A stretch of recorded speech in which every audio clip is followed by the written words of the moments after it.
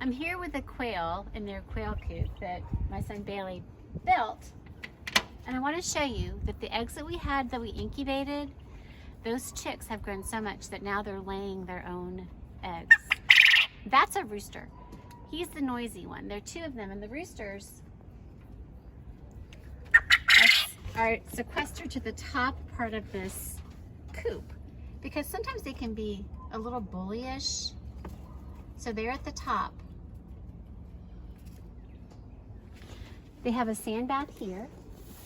They apparently like to get in the sand and ruffle the sand between their feathers, and that's the way they clean themselves. They have water, and Bailey feeds them something that's called millet.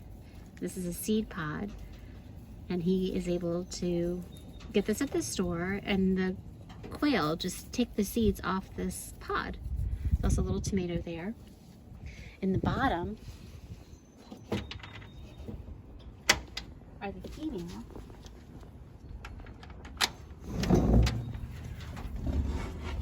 They have a ramp. There's that rooster again. They have a ramp where they used to be able to climb to go upstairs, but now that the men, the boys, the male are upstairs, and the females of the girls, the women are downstairs, they don't really use the ramp. He's so loud. But I want to show you something really, really special. Do you remember the eggs we had in our incubator? These are eggs that the chicks we hatched have laid. So in this life cycle, in this particular case, we started with the eggs, then we had the chicks, and now we have the hens, and now they're laying their own eggs. And if we incubate these eggs, then it'll start all over again. We'll have new chicks, and more hens and more roosters. We're leaving these here for now. They just started laying eggs this week. Look at the colors of this one. These look like the ones that we had, the blue eggs.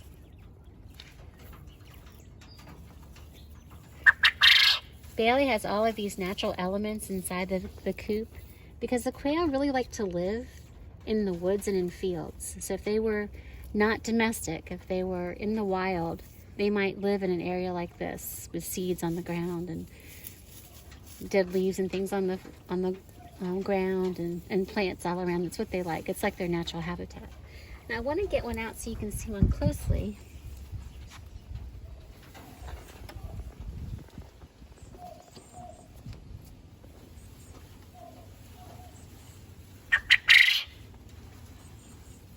Here's one. It's barely recognizable. No! Well, I learned a lesson, didn't I? The quail really want to fly, and they're a lot stronger than I thought they were. I remember them when they were tiny chicks as big as my toe. And now they're really big and really strong. So that quail got away, and I had to call my son, Mr. Bailey, to help me get the quail. We found him in the neighbor's yard, or found her in the neighbor's yard. So I'm not going to take the quail out anymore because I don't want her to get really angry or upset or scared when I take her out. But this is the quail hutch that our baby quail are in, and we have 4 quail eggs. Pretty cool, huh? I hope you enjoyed meeting the quail. The big quail are at my house now. They're living in a coop or a hutch that my son Bailey made for them. They were so tiny when they were first born, and now they're big enough to lay their own eggs. That is if they're hens. If they're roosters, they're gonna go cock-a-doodle-doo. It was kind of a strange sounding cock-a-doodle-doo, but they were really loud. You probably heard them in the video. Today is May the 13th. It's Wednesday. Remember, we're videotaping this on Tuesday for Wednesday's lesson. Let's count together. I want you to tap one foot. It doesn't matter. It can be your left foot, it can be your right foot, whichever one you want. Go. 1, 2, 3, 4, 5, 6, 7, 8, 9, 10, 11, 12, 13. 13 days so far in May. We had our science activity when we met the quail. We'll have an opening group, a mystery question, which is a rhyming word. I'll read a story from Frog and Toad, the 2nd chapter, and then we'll have a game. Our message today is this: Now remember, you might want to write this down what the teachers are writing. Some of these words you've seen for a long, long time, and it's almost time for you to go to kindergarten. I'm going to miss you so much. But in kindergarten, you'll copy some words down too, so you might practice it now. The message, we are going to read chapter 2. Now, we are. This really long book is a chapter book. It has lots of parts to it that are called chapters. It's like little stories inside a book. And you'll have some of these in kindergarten too. I promise. So let's make the lines for we are going to read chapter 2. Ready? We are going to read chapter 2. I'm going to check my lines. It's always a good idea because sometimes I get it wrong. We are going to read chapter 2. No, I've got that now. I also have these words pretty down pat. We are, I'm going to try to go around and close and get that, what I'm calling a tadpole egg on the blade of grass. It's really a letter on a line, but I'm calling it a tadpole egg. Are going, oh, I got it on the grass too. To read. And I want for us to think about the ending sound and read. It's really confusing when you're thinking about beginning sounds and ending sounds and rhyming words. You really have to focus. So when you say read, read, you say it. Do you hear the at the beginning? I bet you did. These are 2 vowel sounds. And the last sound in read, what is it? It's not a t. We've been doing lots of T's at the end of words. T comes in at the end of a lot of words. Actually, this letter does too. Is read a word that ends in f, like in football? I don't know, maybe let's say reef. No, it doesn't end like f in football. How about d as in dinosaur? Let's try it. Read as in dinosaur. Yep, that's it. We are going to read chapter 2. Now, ch is another sound we would have talked a lot about at this point in the year. We did talk about sh sound and Shane. Remember that? But this is the ch. Do you remember?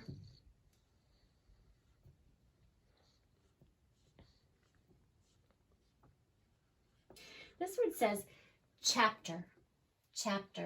And the CH at the beginning says ch, sort of like the word chick.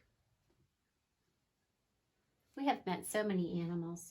We used to have chicks, the quail chicks. Chapter and chick sound the same. Can you say them? Chapter, chick. Now, are they rhyming words? No, heavens no, they're not rhyming words because you know rhyming words sound the same at the end. But this was the beginning sound in chapter and chick. And I'm going to write not the number 2 or the numeral 2. I'm going to write the word 2, which is spelled like this. If I wanted to write the numeral, I would make it like this. Let's read it together. Ready? We are going, what are we going to do? To read chapter 2. We're going to read chapter 2. But before we do that, let's talk about our mystery rhyming words. I have 3 picture cards. Do you know? Can you guess which are the rhyming words? I have so far a square, a house, and a bear. Square, house, bear. We're looking for the ending sounds. If they're the same at the end, they rhyme. If they have the same chunk of letter sounds at the end, or different letter sounds at the end, then they don't rhyme. Okay? Give me a thumbs up or a thumbs down. Do these rhyme? Square, house. Square, house. They do not rhyme. Air, else. Don't sound the same. Let's try these. Cute little bear. Bear, square. They really sound a lot the same at the end. Let's try again. Bear, square. Bear, square. Thumbs up. They rhyme.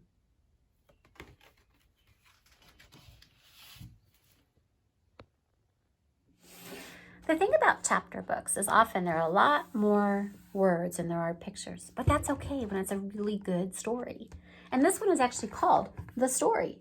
And it's a story about two friends I introduced you to on Monday, Frog and Toad. And in this story, Toad is a really, really good friend of Frog. I want you to think about how you're a good friend. What do you do for your friends when they're either feeling sad or hurt or happy? Can you help them celebrate when they're happy? I want you to think about what friends do for each other when you're reading the story. At the end of the story, please turn to someone in your house and tell them what you would do for your friends. Sometimes your family are your friends too. So what do you do for your family and friends? One day in summer, Frog was not feeling well. Toad said, "Frog, you're looking quite green." "I've always looked green," said Frog. "I'm a frog." "Today you look really, really green, even for a frog," said Toad. "Get into my bed and rest." So Toad made Frog a cup of hot tea, and Frog drank the tea. And then he said, "Tell me a story while I'm resting." I used to say that to my mom when I was sick or when I wasn't feeling well. I said, "Would you tell me a story?" And she always would. "All right," said Toad. "Let me think of a story to tell you." Toad thought and thought, but he could not think of a story to tell Frog. "I will go out on the front porch and I will walk up and down," said Toad. "Perhaps that will help me to think of a story." So Toad walked up and down on the porch for a very long time. But guess what? Do you think he could think of a story? Nope, he couldn't think of a story. Then Toad went into the house and stood on his head. "Why are you standing on your head?" asked Frog. "I hope that if I stand on my head, it will help me to think of a story," said Toad. He's a really good friend. So he did. He stood on his head for a long time. What do you think happened? Do you think he could remember a story or think of one? No. He still could not think of a story to tell. Then Toad poured a glass of water over his head. Isn't that silly? "Why are you pouring water over your head?" asked Frog. "I hope that if I pour water over my head, it will help me to think of a story," said Toad. So Toad poured many glasses of water, not just one, on his head. But he could still not think of a story to tell his friend Frog. Then Toad began to bang his head against the wall. Okay, don't do that. "Why are you banging your head against the wall?" asked Frog. "I hope that if I bang my head against the wall hard enough, it will help me to think of a story," said Toad. But it looks like all it did was make his head hurt. "I'm feeling much better now, Toad," said Frog. "Ooh, that's good. I do not think I need a story anymore." "Then you get out of bed and let me get into it," said Toad. Why do you think Toad wants to get in bed now? How does he feel after he banged his head against the wall? "Because now I feel terrible," Frog said. "Would you like me to tell you a story, Toad?" "Yes," said Toad, "if you know one." "Once upon a time," said Frog, "there were two good friends, a frog and a toad. The frog was not feeling well, and he asked his friend the toad to tell him a story. The toad could not think of a story, so what did he do? First, what did he do? Do you remember? He walked up and down the porch. He couldn't think of a story. Then what did he do next? He did something that Miss Nick does. He stood on his head. And did that work? Nope, that didn't work. He poured what over his head? Water. And not just one glass, all kinds of glasses of water he poured on his head. Could he think of a story? No, he still could not think of a story. He even banged his head against the wall, but he still could not think of a story. And then the toad did not feel so well, and the frog was feeling better. So the toad went to bed, and the frog got up. They switched places, and the frog told the toad a story. The end. "How was that, Toad?" said Frog. But Toad didn't answer. Why do you think Toad didn't answer about how the story was? He was asleep. So in the story, the second chapter of Frog and Toad, the two good friends help each other out. And that's what friends are for. I really miss you guys. Thanks for being my friend. One. I'm here with my daughter Claire. Hi. And her dog Gigi. And we'd like to show you one of our favorite games that we like to play online. It's Tools of the Mind games. I have, who has.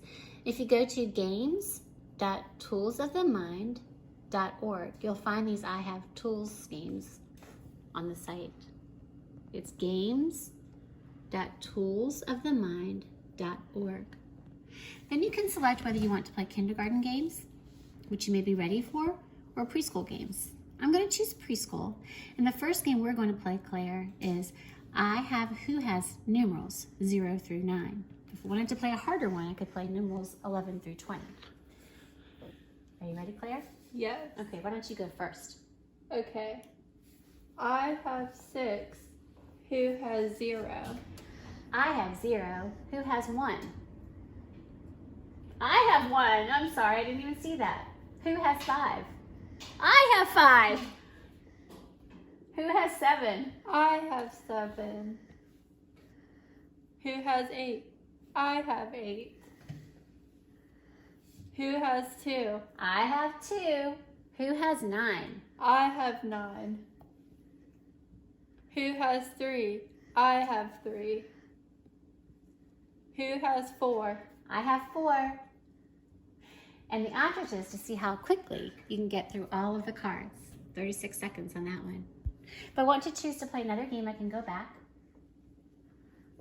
And this one I'm going to choose something a little harder because it's mixed letters with uppercase and lowercase. And in this game, we're going to try to match the uppercase letter with the lowercase letter. So, Claire, you want to start? Sure. I have uppercase T. Who has S? I have S. Who has R? I have uppercase R. Who has uppercase W? I have uppercase W. Who has the lowercase x? I have X. Who has, now that's really tough. Who has the uppercase Q? I have Q. Who has P? I have P. Who has Y? I have the uppercase Y. Who has the uppercase O? I do. I have lowercase N. Who has the uppercase N? I have uppercase N. Who has uppercase U? I have uppercase U. Who has uppercase Z? I have uppercase Z. Who has uppercase V? That would be me. And we did that in less than 1 minute. This is a really fun game, and I'm going to post this on the directions on how to get to this game on Class Dojo in another video too. Why don't you try it? It's super fun.